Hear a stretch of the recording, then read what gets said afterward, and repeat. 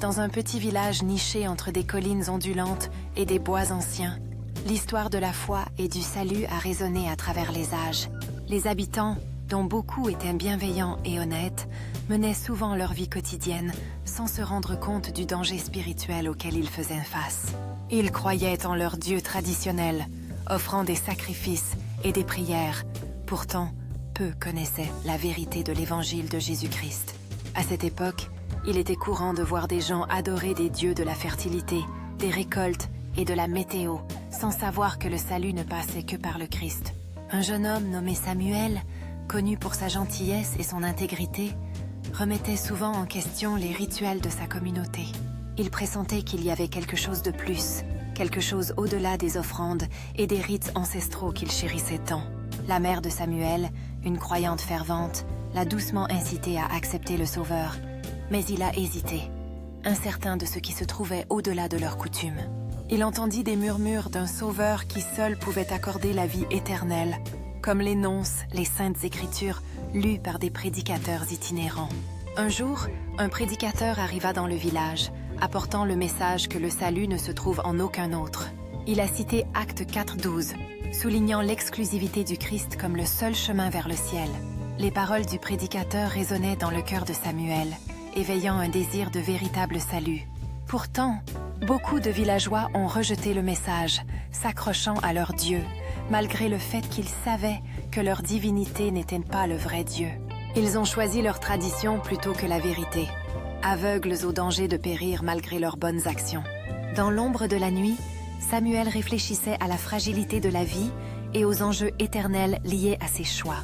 Il se demandait à propos de ceux qui adoraient de faux dieux, sachant que leurs actes seraient jugés selon Apocalypse 20:12. La vision de ce grand jour du jugement hantait ses pensées, où les livres furent ouverts et les morts furent examinés. Il s'imaginait debout devant le trône, les livres de la vie révélant si son nom y était inscrit ou non. Samuel ressentait un lourd fardeau de responsabilité de partager le véritable évangile avec sa communauté avant qu'il ne soit trop tard. Il savait que l'allégeance aux faux dieux conduirait au feu éternel, tout comme Apocalypse 20:10 annonçait le tourment de ceux qui rejettent Christ. Le prédicateur a averti que, eux aussi, ils boiront le vin de la colère de Dieu et souffriront des tourments avec du soufre enflammé. Cette image de la colère divine a apporté un sentiment d'urgence au cœur de Samuel et à sa mission. Il a commencé à partager secrètement l'Évangile avec ceux qui écoutaient, en expliquant que Jésus-Christ seul offre le salut. Il leur a parlé de la miséricorde trouvée en Christ et du danger d'ignorer la vérité. Graduellement, certains villageois commencèrent à remettre en question leurs anciennes croyances et à considérer les vérités que Samuel partageait à partir des Écritures. Mais d'autres ont endurci leur cœur, refusant d'accepter le Christ qui pouvait les sauver de la punition éternelle. Ces âmes, sciemment ou non, empruntaient le chemin qui menait au jugement et à la séparation éternelle d'avec Dieu.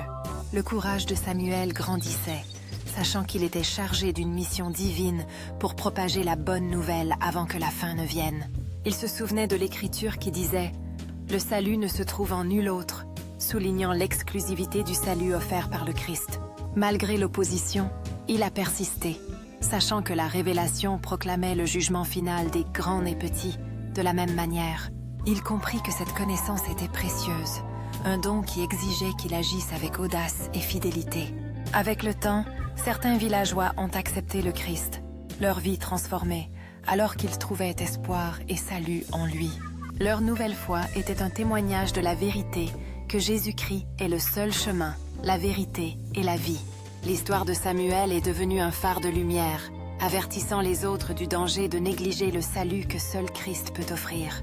Il savait que le jour du jugement approchait, et l'urgence de partager l'Évangile ne faiblirait pas.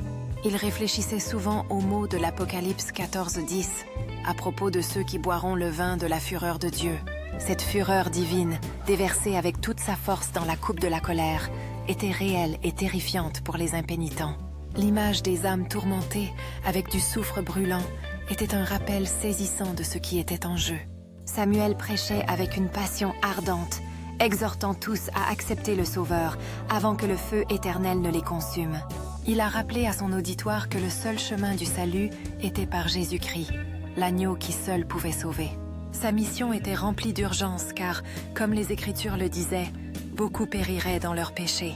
Grâce à ses efforts dévoués, davantage de villageois ont commencé à comprendre l'Évangile et son importance éternelle. Il a prié pour leur salut et pour que leurs yeux s'ouvrent à la vérité de l'amour et du sacrifice du Christ. Samuel savait que le temps était court et que chaque âme qu'il atteignait pouvait faire la différence entre la vie éternelle et le feu éternel. Son histoire est devenue un témoignage de l'importance de répandre l'Évangile dans un monde perdu, dans l'obscurité et le faux culte. Avec foi et persévérance, il continua à partager la vérité de Dieu, sachant que nul ne vient au Père si ce n'est par Jésus-Christ.